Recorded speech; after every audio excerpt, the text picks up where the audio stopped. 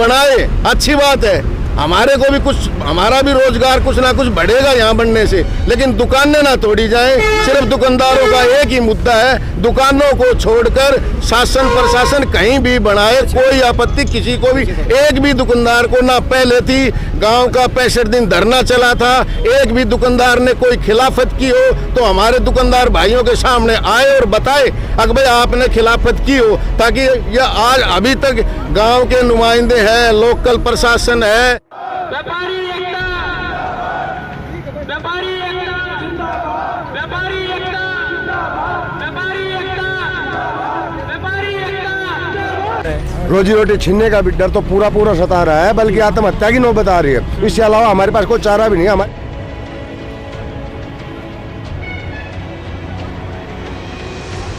कि 2 साल से तो हम वैसे ही मर रहे हैं, हमारा तो जी वैसे ही निकल रहा है, और अभी ये वैसे मार देंगे तो मान लो 2-4 साल में दुकान टूटी तो 4 साल तक मरने से बढ़िया तो है कि 10-15 दिन मर जाए हम। जो होगा वो धरने के ऊपर ही फैसला हो जाएगा। उस फैसले के लिए सभी दुकानदार भाइयों ने यह निर्णय किया कि हम धरने पे बैठेंगे और धरना शुरू कर दिया। आज हमारा धरना 5वें दिन में प्रवेश कर गया है। नमस्कार, आप देख रहे हैं स्टेट न्यूज हरियाणा और मैं हूं अमित अमन।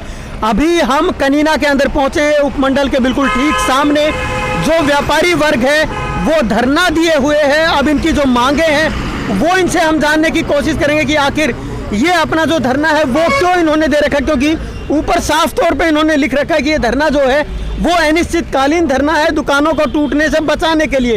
और 8 फरवरी को इन्होंने ये धरना है वो यहाँ पे शुरू किया है, जो एकता मंच इन्होंने बनाया है अपना। उसी के विषय में आज हम इन लोगों से जान लेते हैं कि आखिर ये लोग यहाँ पे क्यों बैठे हुए हैं।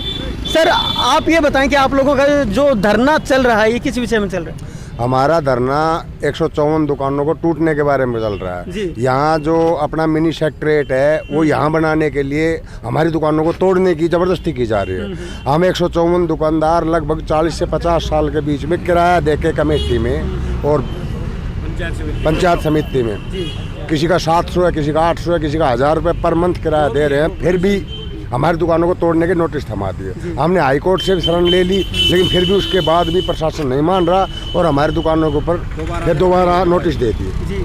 कितने लंबे समय से चल रहा है ये सब जो भी प्रकरण चल रहा है, दुकानों का नोटिस देना, तोड़ने का बार बार?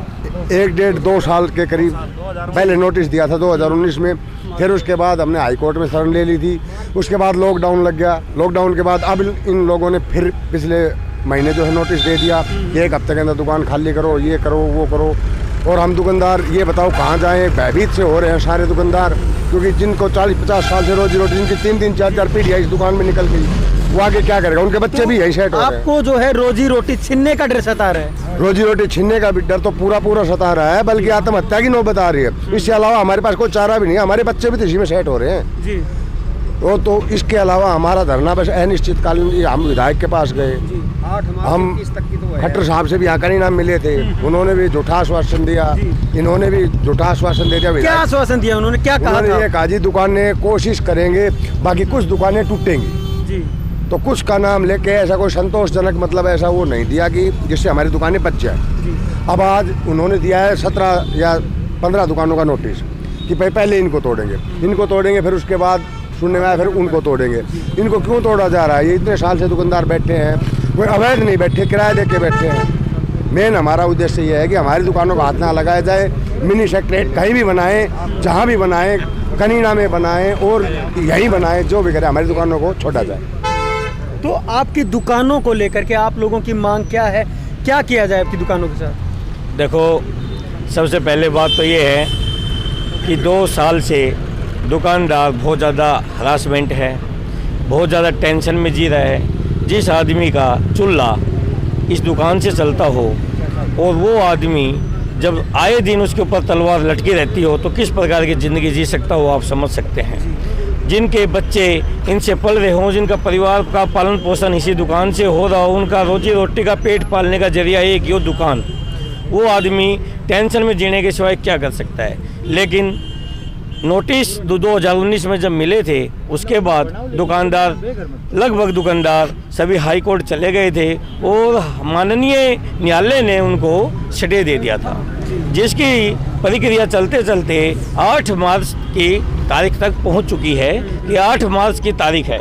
उसके बावजूद भी मेरा जहां तक मानना है, स्टे के दौरान, क्योंकि माननीय न्यायालय की स्टे है, तो स्टे के दौरान कोई भी अधिकारी दुकानों को ना तो कोई नोटिस दे सकता है और ना दुकानदारों को बरगला सकता है, ना कोई उनके साथ तोड़ा फोड़ी, क्योंकि वो एक रिलीफ, स्टे के नाम की रिलीफ इसीलिए मिलती है कि आपको उस टाइम तक सुरक्षित कर दिया गया है, आगे का फैसला आगे आएगा उस टाइम। क्या अधिकारियों के द्वारा आप लोगों को परेशान किया जा रहा है? अभी हमारे धरने से पहले हमारे कुछ दुकानदार भाइयों को अधिकारियों के द्वारा नोटिस दिया गया, प्लस उनको इस चीज़ के लिए बहकाया गया कि आपको वहाँ जगह दे देंगे, इस प्रकार से ये कर देंगे, आप ये दुकानें खाली कर दो। तो दुकानदार भाई हमारे साथ आए, तो सभी दुकानदारों ने एक मीटिंग ली और सभी ने उसमें ये निश्चय किया गया कि हम सभी इकट्ठे होकर के, 2 दुकानों की बात नहीं है, 4 की बात नहीं है, 6 की बात नहीं है, 154 दुकानों की बात है, हम सभी इकट्ठे होकर 154 दुकानदार धरने पर बैठेंगे। क्योंकि आज एक 6 दुकान की बात है, कल फिर 10 की होगी, फिर ऐसे अलग अलग करके समस्या रहेगी। तो समस्या को फिर दुकानदार कहने लगे कि 2 साल से तो हम वैसे ही मर रहे हैं, हमारा तो जी वैसे ही निकल रहा है और अभी ये वैसे मार देंगे। तो मान लो 2-4 साल में दुकान टूटी, तो 4 साल तक मरने से बढ़िया तो है कि 10-15 दिन मर जाए हम। जो होगा वो धरने के ऊपर ही फैसला हो जाएगा। उस फैसले के लिए सभी दुकानदार भाइयों ने यह निर्णय किया कि हम धरने पे बैठेंगे और धरना शुरू कर दिया। आज हमारा धरना 5वें दिन में प्रवेश कर गया है। दूसरा, जो आप बात पूछ रहे थे, मैं उसके जवाब में कहना चाहूँगा कि हमारी सरकार जो है, उनका एक ही काम होता है रोजगार देना। सरकार चाहे वो पंच से लेके, सरपंच से लेके, पंचायत समिति से लेके, एमएलए से लेके, एमपी तक लेके, सीएम से लेके पीएम तक लेकर एक ही मुद्दा होता है कि हम रोजगार देंगे, ना कि रोजगार छीनेंगे।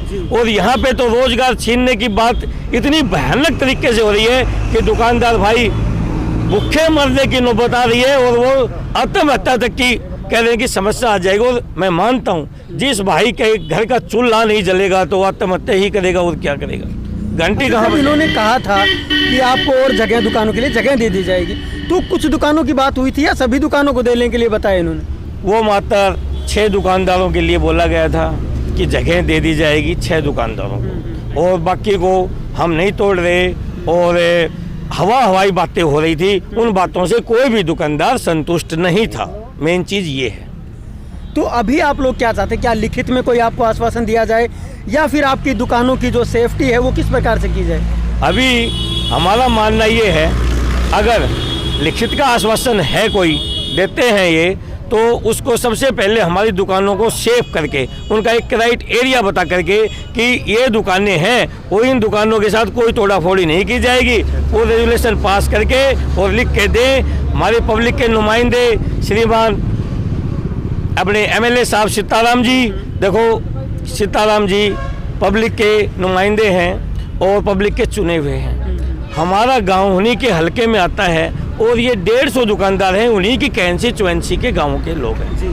तो उनको, मेरे को पता नहीं वो कहाँ बिजी हो रखे हैं। मुझे सीताराम जी से कोई किसी की बात हुई है? अभी आपके तक कोई बात नहीं हुई है। मेरा निजी मानना ये है कि या तो कहीं ना कहीं वो व्यस्त है, नहीं तो 5 दिन से दुकानदार बैठे हैं। अगर वो एक जमींदार परिवार से बिलोंग करते हैं तो उनको अभी तक आ जाना चाहिए था कि 5 दिन से दुकानदार सड़क पे अपनी दुकानें बंद करके बैठे हैं। देखो 154 दुकानें आज बंद हैं और 154 दुकानें बंद होने का अर्थ ये है कि पूरे कनीना की मार्केट धीमी पड़ गई है। क्योंकि न्यूज़पेपर के माध्यम से, आप जैसे भाइयों के माध्यम से, आप जैसे इलेक्ट्रिक मीडिया के माध्यम से, वेब मीडिया के माध्यम से ये न्यूज़ पूरी सोशल मीडिया पे एक्टिव हो जाती है और सभी गांवों में ये चीज़ चली जाती है कि दुकानें सभी बंद है, कहीं ना कहीं बंद है, मार्केट बंद है, तो ग्राहक नहीं निकल पा रहे और मार्केट में कोई काम नहीं है। मैं देखता रहता हूँ मार्केट। क्या हालात है पूरी मार्केट की, अगर मैं आपसे जानना? बहुत बुरा हालात है, इतने बुरा हालात है कि मैं अभी अपने घर गया था, मेरे को कम से कम जाते टाइम 4-5 लोगों ने आवाज़ लगा के बुलाया और कहा, बोला जी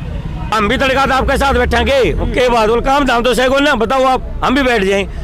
इतना बताऊं आपको, 5वें दिन में धरना प्रवेश किया है, 5-6 गाँव की पंचायत आ चुकी है, रोज न्यूज़पेपर में आ रहा है। आज 2-3 सामाजिक संगठनों ने, जो कि दक्षिणी हरियाणा विद्युत बिजली बोर्ड के जो हरियाणा कमेटी के जो प्रधान है महावीर पहलवान जी, वो देख के गए हैं धरने को समर्थन, और ठाकुर अतरलाल जी अपने प्रजा भलाई संगठन के जो चेयरमैन हैं वो देख के गए हैं समर्थन, और आज चिथौली के एक सामाजिक संगठन देख के गया है। कल कैमला गांव से, गुढ़ा गांव से, इतने गांव से पंचायत आ रही हैं। आज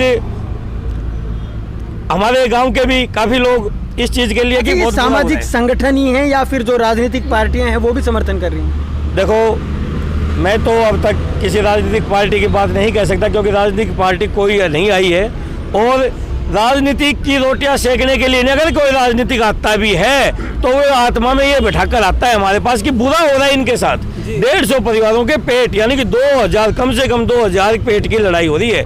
तो मैं नहीं मानता कि कोई राजनीतिक आता है वो भी कोई यहाँ रोटी सेकने आएगा, वो हमारी बात करने के लिए आएगा। वो सच्चा आदमी, राजनीति कोई खराब नहीं मानता मैं, राजनीति में बहुत अच्छे आदमी होते हैं। राजनीति की बदौलत आज इतने बड़े बड़े काम हो रहे हैं, जो श्री राम का मंदिर, ये भी राजनीति की बदौलत तो आज बना पा रहे हैं हम। तो मेरा निजी मानना ये है कि राजनीति, कोई भी राजनीति पार्टी से कोई भी भाई आते हैं तो वो बिल्कुल इस प्रकार से आएंगे कि उनका मन ये गवाही दे रहा है कि बहुत बुरा हो रहा है, और उस बुरे होने के लिए किसी तरह बचाया जाए और दुकानदारों के हक की लड़ाई लड़ी जाए। अच्छा, अगर आप लोगों को यहाँ पे लगेगा कि अगर कोई राजनीतिक यहाँ पे पहुँचता है और उसके बाद वो अपनी रोटियाँ सेकने का काम करता है, तो आप लोगों का क्या कदम होगा? देखो, अपनी अपनी सोच होती है, अपनी अपनी समझ होती है, अपने अपने विचार होते हैं, सभी को अपने विचार रखने का प्रजातंत्र है, हक है, और बाद में उसके फैसला लेने का हमारे दुकानदार भाइयों का काम है। फैसला तो दुकानदार भाइयों को लेना है। क्या आप लोगों में से और भी कोई अपनी राय रखना चाहता है?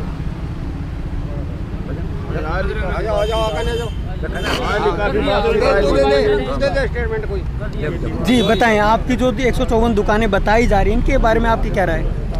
ऐसा है जी, 154 दुकानदार 2 साल से परेशान है। शासन प्रशासन ने जब ये न्यायिक परिसर और लघु सचिवालय के लिए 65 दिन धरना चला, जब ये दुकानदारों को ये नहीं पता था कि हमारी दुकानें जाएंगी, लेकिन अब क्या हुआ है, धीरे धीरे जैसे ये चीज़ सिरे चढ़ रही है तो दुकानदारों को बरगलाकर, बहला फुसलाकर, दुकानदारों के पास तो एक कोर्ट का रास्ता बता था जी।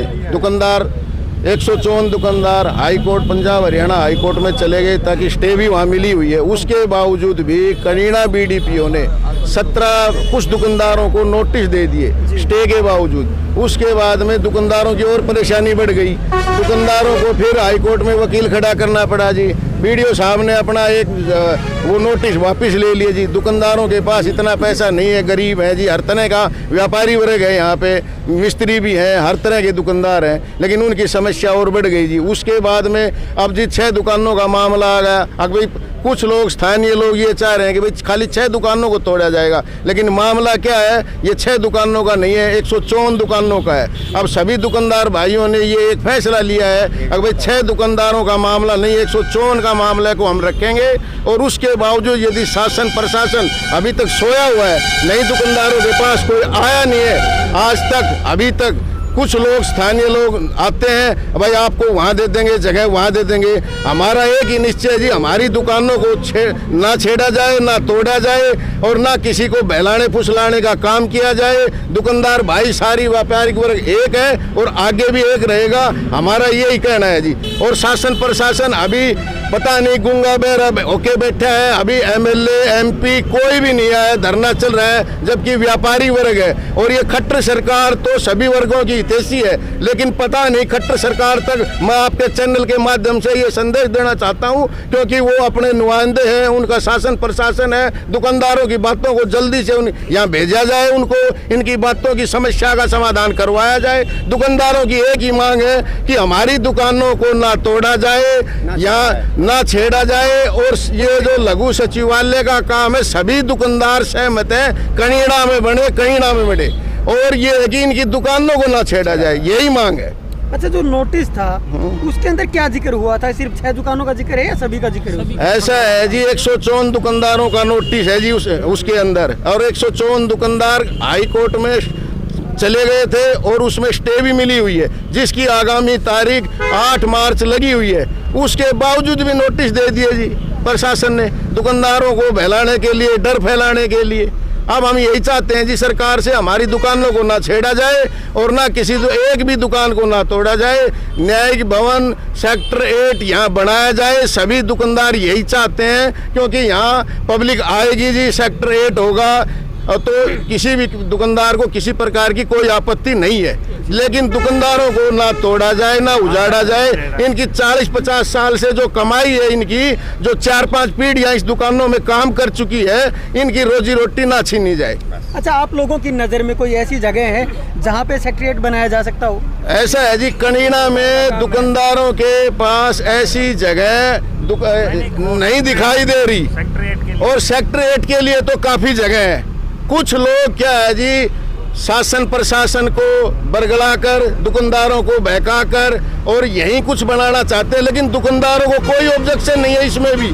अब भाई बनाए, अच्छी बात है, हमारे को भी कुछ, हमारा भी रोजगार कुछ ना कुछ बढ़ेगा यहाँ बनने से, लेकिन दुकानें ना तोड़ी जाएं। सिर्फ दुकानदारों का एक ही मुद्दा है, दुकानों को छोड़कर शासन प्रशासन कहीं भी बनाए, कोई आपत्ति किसी को भी, एक भी दुकानदार को ना। पहले थी गांव का 65 दिन धरना चला था, एक भी दुकानदार ने कोई खिलाफत की हो तो हमारे दुकानदार भाइयों के सामने आए और बताए अगर भाई आपने खिलाफत की हो, ताकि यह आज अभी तक गाँव के नुमाइंदे हैं, लोकल प्रशासन है, आए तो शरीर दुकानदारों की समस्याएं तो सुने। शासन प्रशासन तो चुप बैठे है जी, देख रहे हैं जी अगर दुकानदारों में कितनी ताकत है, ये भाग जाएंगे इनको। अच्छा, आप अपने जो यहाँ से एमपी हैं और विधायक हैं, उनके नाम क्या संदेश देना चाहते हैं? हम एमपी एमएलए विधायक को ये संदेश देना चाहते हैं कि जो व्यापारिक वर्ग, खट्टर सरकार जो है सभी वर्गों की हितैषी है, उनको ये इस चैनल के माध्यम से मैं संदेश देना चाहता हूँ अगर भाई वो जल्दी से जल्दी हमारी समस्या सुने और इसका निराकरण करें। धन्यवाद सर। तो आप लोग देख सकते हैं कि यहाँ पे ये लोग मौजूद हैं, और बात सिर्फ 1-2 दुकानों की नहीं है, बल्कि 154 दुकानों की जो बात है ये है, और उनकी जो रोजी रोटी है उसके ऊपर पूरा सवाल खड़ा हो चुका है कि अब ये लोग यहाँ से उठ करके कहाँ जाएंगे, क्योंकि पिछले काफ़ी समय से ये लोग यहीं पे अपनी दुकानें चला रहे हैं, और अब लगभग 2 साल से लगातार इनको जो नोटिस हैं वो मिलते जा रहे हैं। और उसके बाद में इन्होंने बताया कि अग्रिम जो डेट है वो 8 मार्च रखी गई है, जो स्टे मिल चुका है उसकी, और उसके बाद भी अब भी इनके पास जो नोटिस हैं वो लगातार आ रहे हैं। तो इस वीडियो को आप ज़्यादा से ज़्यादा शेयर करें ताकि इन लोगों की जो मांगे हैं वो दूर तक पहुंच पाएँ, और इन मांगों के ऊपर कोई ना कोई कार्रवाई जरूर हो पाए, ताकि इनकी रोजी रोटी के ऊपर सवाल खड़ा ना हो। नमस्कार, धन्यवाद। हम हैं MDS कॉलेज ऑफ एजुकेशन। आपने सुना ही होगा, एक राष्ट्र का निर्माण उसके अध्यापक करते हैं, हम तैयार करते हैं उन्हीं राष्ट्रीय निर्माताओं को।